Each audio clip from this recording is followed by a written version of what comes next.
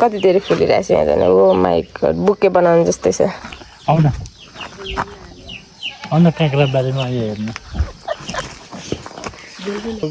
ए थोरै छैन राम राम राम राम हामी जङ्गल लाज लाग्यो नाना जाऊ न तिमी त्यस्तो रिस लाग्छ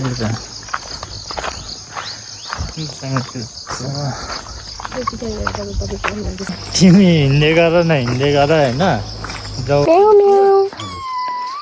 अब करायो मलाई छुर्पी किनेर दिनु नयाँ बोटको के भर्खर फल्नु थालेको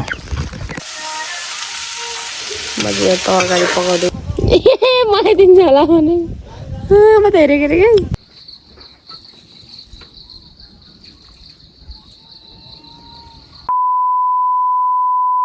हेलो साथीहरू सबैजनालाई नमस्ते अनि झोडले र यो हाम्रो बुढाबुढी युग हजुर सबैजनालाई स्वागत छ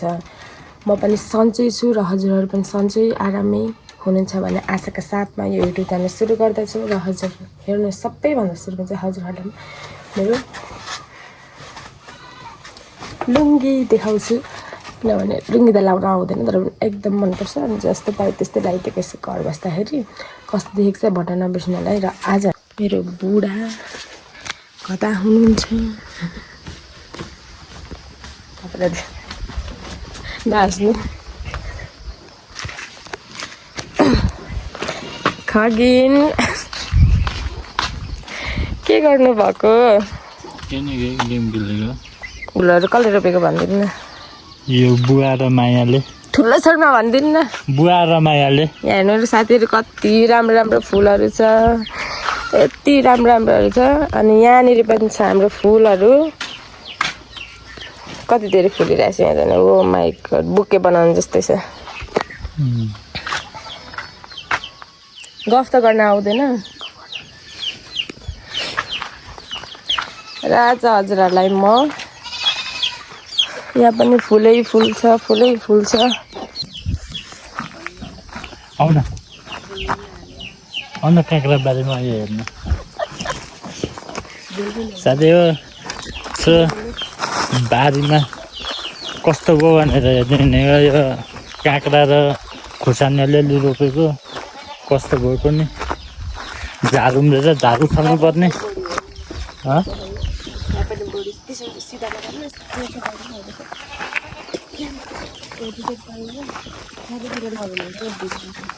यो अस्ति रोपेको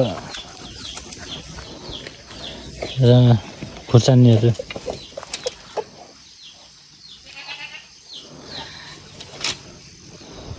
अलिअलि घरमा खानुको लागि खुर्सानी रोपेको त काँक्रा छ झार भइसक्यो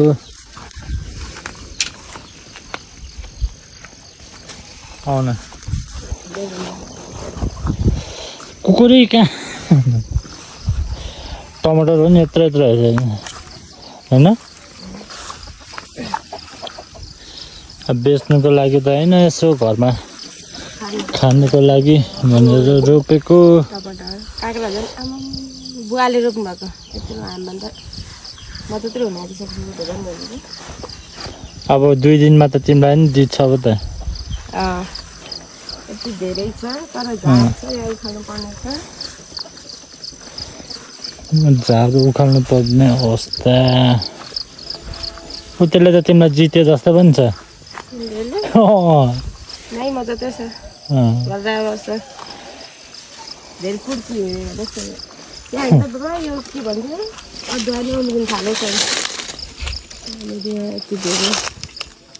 तोरीको फुल आँप त ऊ त्यहाँ थियो एउटा रोपेको फलेन यत्रो छ नि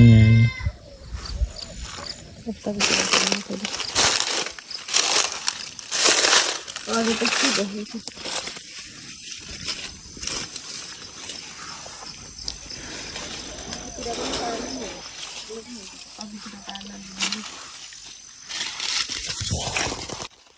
झार चाहिँ लास्टै उखाल्नु पर्ने बेला भएछ हो होइन झार उखाल्नु पर्ने अवस्था कुन यो यो त्यो सयपत्री फुलको त्यो दल दल क्या भोलि पर्सि अब भाइटिका लगाउँदाखेरि त चाहियो त्यसको लागि रोपेको हुन्छ उल्टो पारा गर्दैछ नि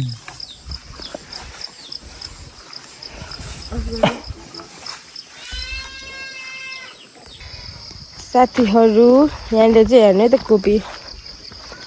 खगिने कुनको कोपी अरे बन्दाकोपी हो ए थोरै छैन राम राम राम राम कति धेरै कोपी छ होइन अनि हामी चाहिँ अहिले अनि यहाँ हेर्नुहोस् यहाँ के छ वाउ फुल जुम गरेर नि देखाइदिनु हेर्नु साथीहरू कति राम्रो फुल छ अब बुढाले फुल मात्रै देखाउँछ टिपेर दिँदैन मलाई के गर्नु टिप्यो भने पाप लाग्छ अरे नि त थाहा छैन बाटो छ टिपेर दिने फुल पनि अर्कै हुन्छ अरे क्या जुन पाए त्यही फुल टिपेर दिनु हुँदैन हजुरलाई थाहा छ है ए अनि हामी चाहिँ कहाँ गइरहेको छौँ भने साथीहरू मेरो बुढाले झोलामा बोक्नु भएको पेन च्यात्यो सिलाउनको लागि गइरहेको छौँ जिबी गाउँ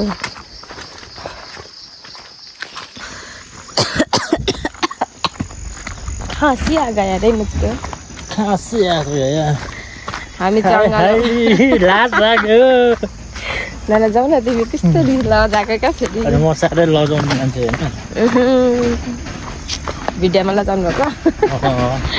भिडियोमा मात्र पेनी है पेनी अनि अब यस्तो जङ्गल छ यताउति देखाइदेऊ न जङ्गलको बाटोमा होइन जङ्गलमा कि हात पक्रेर यस्तरी हिँडिरहेछ बाँदरहरूले देखेर पुरा मसिँदै होला मलाई लाज लागिसक्यो अच्छा लजाएको भए पर जाऊ न त तिमी मलाई त ढेकाले गर्दा परै सुकाइदेऊ न